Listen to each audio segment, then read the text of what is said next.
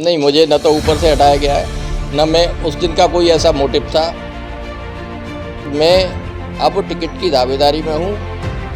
तो ऐसे में कितनी संभावना है आपकी प्रबल दावेदारी कि आपको मथुरा से भाजपा की सीट पर टिकट मिले? यहाँ की जनता की भी मांग है कि लोकल कार्यकर्ता होना चाहिए जो कि उनकी समस्याओं का निरंतर निदान करता रहे। जनप्रतिनिधि होना चाहिए जो निरंतर हमारी समस्याओं का समाधान कर सके। तो उस रूप में मैं मानता हूं कि मैं उनके लिए एक सहायक सिद्ध हो सकता हूं, जनता जनार्दन के लिए।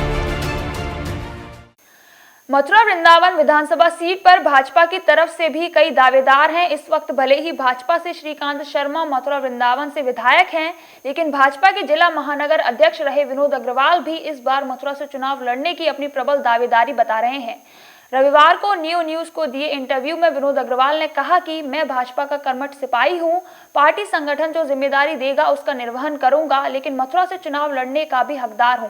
विनोद अग्रवाल भाजपा से मथुरा की सीट पर चुनाव लड़ने के लिए अपना आवेदन दे चुके हैं। देखिए विनोद अग्रवाल के साथ खास बातचीत। उत्तर प्रदेश में इन दिनों चुनाव का दौर चल रहा है और राजनीतिक गतिविधियां भी तेज बढ़ रही हैं। प्रत्याशी भी अपनी अपनी दावेदारी करने में लगे हुए हैं। इस वक्त हमारे साथ मौजूद हैं भारतीय जनता पार्टी के वरिष्ठ नेता और अभी हाल ही में भाजपा के महानगर अध्यक्ष रहे विनोद अग्रवाल साहब। अचानक मैसेज गया कि विनोद अग्रवाल हटा दिए गए, निष्क्रिय हो गए। क्या था ये सब कुछ जो कि एक भाजपा खेमे में खलबली मच गई कि अचानक आप निष्क्रिय हो गए और फ़ोन तक लोगों के नहीं उठे? नहीं गोविंद जी, आप मुझे बहुत पुराने से जानते हैं।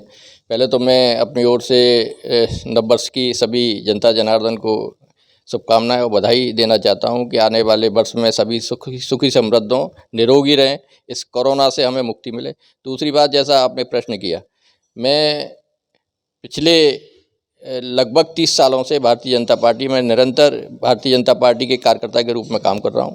पिछली बार 2017 में मेरा नाम प्री पार्लियामेंट्री बोर्ड तक विचाराधीन था, लेकिन उसके बाद पार्टी ने जो निर्णय किया श्रीकांत शर्मा जी के पक्ष में, हमने उनके साथ संयोजक के रूप में विधानसभा चुनाव में लगकर काम किया और उनको 1 लाख वोटों से जिताया।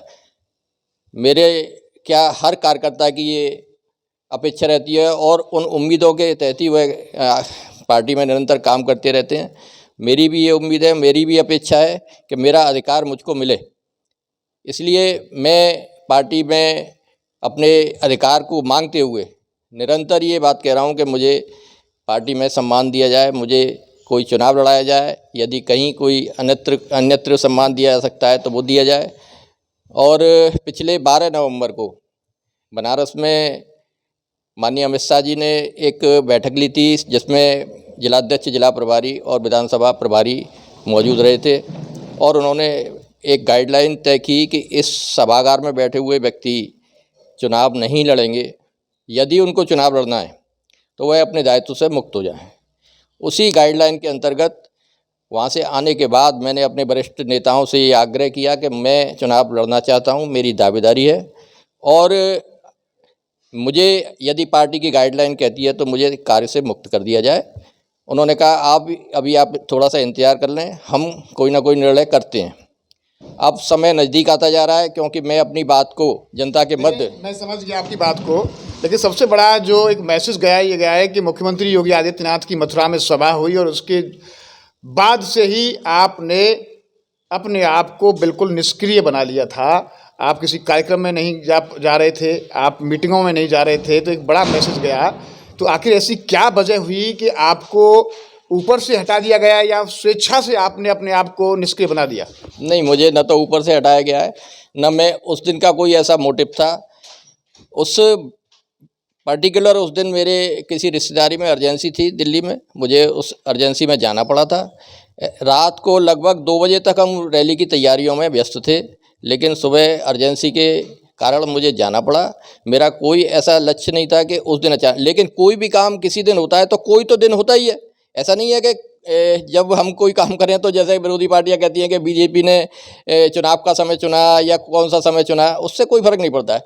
मुझे मुक्त होना था, मैं ये आग्रह लगातार कर रहा था और संयोग से उस दिन जब हम वहाँ गए तो वहाँ से लौटने के बाद मुझे ऐसा वातावरण भी ऐसा लगा कि मेरे बारे में लोगों ने टिप्पणी की है, तो थोड़ा सा मन भी स्वाभाविक रूप से ख़राब हुआ और मैंने उसी समय ये निर्णय कर लिया और वरिष्ठ अपने नेताओं को ये आग्रह कर दिया, उनको बता दिया कि मैं अब टिकट की दावेदारी में हूँ और आप मेरा आग्रह स्वीकार करें और मैं अब काम करने में भारतीय जनता पार्टी का काम निरंतर करूँगा। लेकिन इस चुनाव में मेरी भूमिका रहे प्रत्याशी के रूप में, और आप जानते हैं कि निरंतर, गोविंद जी आप अच्छे से जानते हैं मेरी छवि क्या है, मैंने कितनी निष्ठा से काम किया है, कितनी ईमानदारी से किया है, कार्यकर्ताओं के लिए हर वक्त लड़कर काम किया है। अच्छा, ये आप अपनी प्रबल दावेदारी मथुरा से मांग रहे हैं टिकट, लेकिन सबसे बड़ा सवाल ये भी है कि यहाँ से सिटिंग विधायक हैं, श्रीकांत शर्मा ऊर्जा मंत्री हैं, तो ऐसे में कितनी संभावना है आपकी प्रबल दावेदारी कि आपको मथुरा से भाजपा की सीट पर टिकट मिले?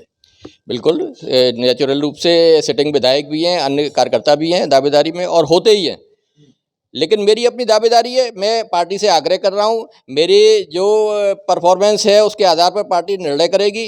अब जहाँ तक सिटिंग विधायक हैं, बहुत बड़े नेता हैं, मैं नहीं कहता कि उनके ऊपर कोई बात नहीं कहना चाहता हूँ, लेकिन मेरा अपना मन है, मैं यदि निर्णायक स्थिति में होता तो ये मानता कि उनको कहीं बड़े प्रारूप में लिया जा सकता है, जैसे कि केंद्र की राजनीति में उनको लेकर बड़े प्रारूप में, क्योंकि विजनरी हैं, उन्होंने काम किया है निश्चित रूप से, तो उनको बड़े प्रारूप में लोकसभा में केंद्र में लेकर उनसे पूरे देश के हित में काम कराया जा सकता है। जिस तरीके से आप अपनी प्रबल दावेदारी बता रहे हैं, तो क्या उनकी ऊर्जा मंत्री की दावेदारी पर भी कुछ शक है क्या? नहीं, मुझे उनकी दावेदारी पर, हर कार्यकर्ता अपनी दावेदारी करता है, हमें किसी कार्यकर्ता की दावेदारी पर कोई शक करने का अधिकार नहीं है।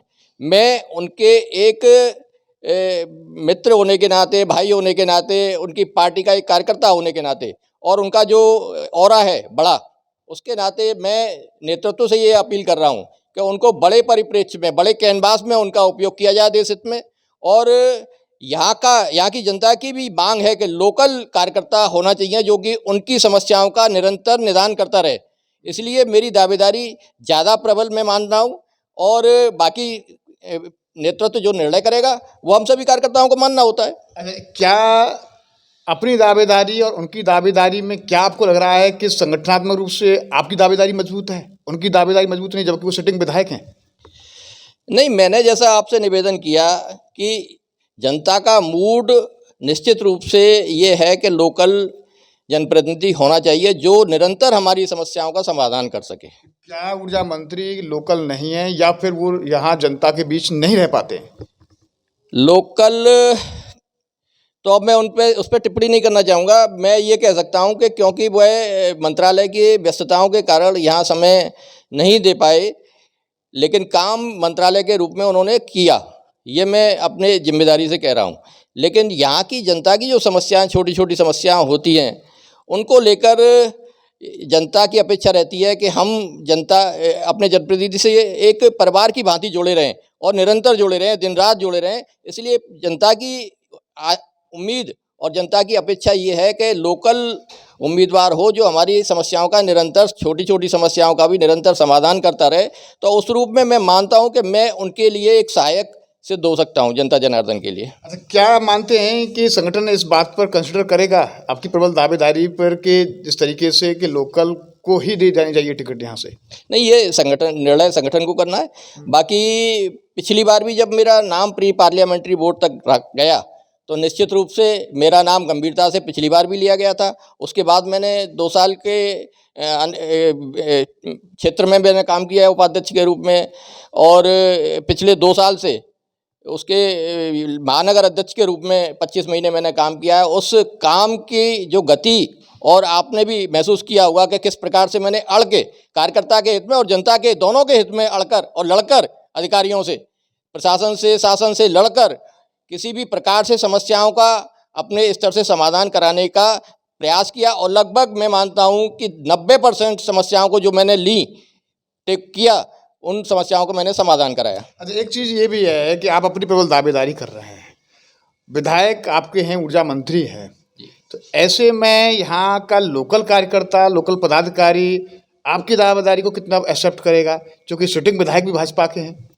नहीं, मैंने ये नहीं कहा है कि भाजपा के सिटिंग विधायक वो हैं और उन्होंने काम भी किया है, मैं स्वीकार कर रहा हूँ, लेकिन कार्यकर्ता तो जो पार्टी घोषित करती है उसको कार्यकर्ता एक्सेप्ट करता है। जिस प्रकार से पिछली बार हमने भी एक्सेप्ट किया माननीय ऊर्जा मंत्री जी जब टिकट लेकर आए तो हमने शहर से उनका स्वागत किया और उनके लिए हर प्रकार से लगे। इसी प्रकार से भारतीय जनता पार्टी का हर कार्यकर्ता जो भी प्रत्याशी घोषित होता है उसके लिए काम करता है और निरंतर करेगा।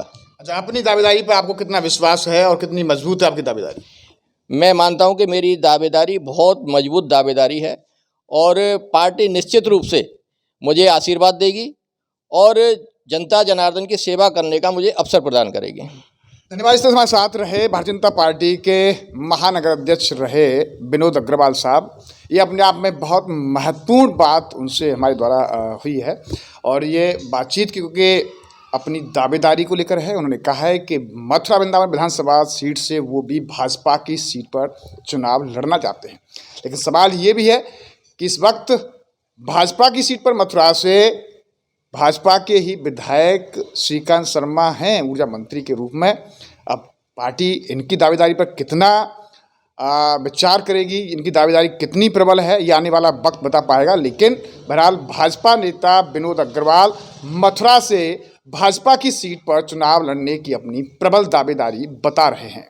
न्यूज़ का पर्सन गोपाल जग्गा के साथ गोविंद भारद्वाज। नहीं, मुझे न तो ऊपर से हटाया गया है न मैं उस दिन का कोई ऐसा मोटिव था।